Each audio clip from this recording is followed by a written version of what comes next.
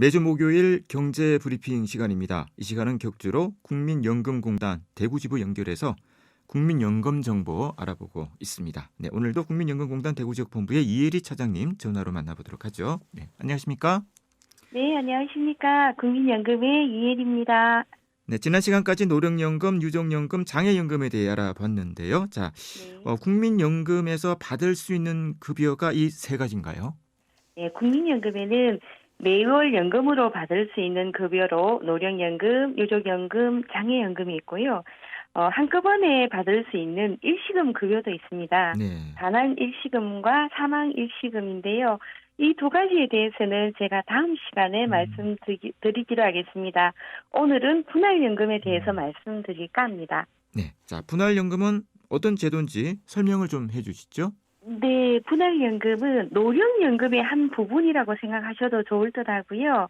분할연금 제도는 혼인기간 동안 배우자의 정신적, 물질적 기여를 인정하고 그 기여분을 분할하여 지급함으로써 네. 이혼한 배우자의 안정적 노후 생활을 보장하기 위한 제도입니다.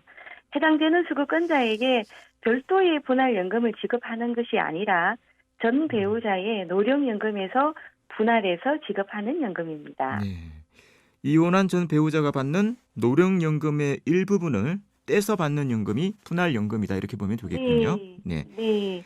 분할연금의 조건이 궁금합니다. 어떤 요건을 충족해야 되죠? 네, 총 4가지 요건이 있습니다. 우선 배우자의 국민연금 가입 기간 중 혼인 기간이 5년 이상이어야 하며 네. 아래 요건을 모두 갖춰야 분할연금 수급권자가 됩니다. 먼저 배우자와 이혼해야 하고요. 배우자였던 사람이 노령연금 수급권자로 생존 중이어야 합니다. 그리고 본인이 국민연금의 노령연금 수급 연령에 도달되어야 하는데요. 요거 수급 연령에 대해서는 제가 두 번째 시간에 말씀드렸듯이 예를 들어서 60년생 같으면 만 62세가 수급 연령이고요. 네. 올해 도달하게 되는 거죠. 네. 나이에 따라 조금씩 다르잖아요. 네. 네. 가입 기간 중 혼인 기간이 5년 이상이어야 한다고 했는데, 자, 이혼하지 않고 별거를 하는 경우도 있지 않습니까? 네. 뭐 이 기간은 혼인 기간에 포함이 되는 건가요? 어떻습니까?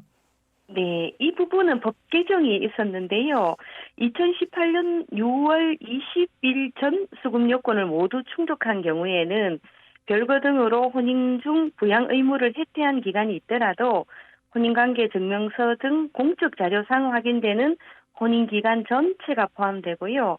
2018년 6월 20일 이후에 수급 요건을 모두 충족하는 경우에는 실종이나 거주 불명, 어떤 부부 간의 합의, 법원 판결 등 실질적인 혼인관계가 존재하지 않은 기간은 혼인기간에서 제외합니다. 네.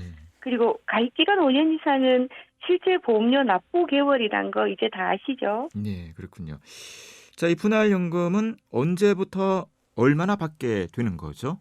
네, 앞에서 말씀드린 4가지 수급 요건 중 순서에 관계없이 가장 늦게 충족하는 날이 지급 사유 발생일이 되고요. 네. 그 다음 달 25일부터 수급하게 됩니다. 예를 들어서 배우자의 가입 기간 중 혼인 기간이 5년, 그러니까 총 60개월 이상 납부가 되어야 되는 거죠. 그걸 기본으로 했을 때 배우자가 2020년 1월 25일부터 노령연금 수급 중이고 본인이 2021년 11월 1일자로 노령연금 수급 연령에 도달한 후에 2022년 2월 1일 날 이혼했다면 분할연금 지급 사유 발생일은 수급 요건을 맨 마지막에 충족한 2022년 2월 1일자 이혼한 날짜가 분할연금 지급 사유 발생일이 되고 네. 그 다음 달인 25일인 2022년 3월 25일부터 수급하게 됩니다. 또한 그때부터 전 배우자는 분할연금액만큼 줄어든 금액으로 노령연금액을 받게 됩니다. 그리고 분할연금액은 배우자였던 자의 노령연금액 중에서 혼인기간에 해당하는 금액의 2분의 1을 받습니다.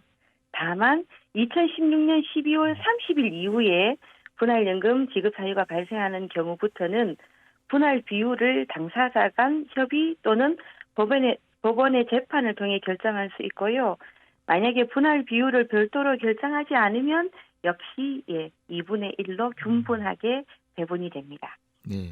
일단 모든 조건이 충족되는 날이 기준이 되고 거의 한 달 뒤에 나온다는 말씀이시군요. 네, 네. 네. 뭐 연금 비율은 조정도 가능하다는 말씀이고. 네, 그렇습니다.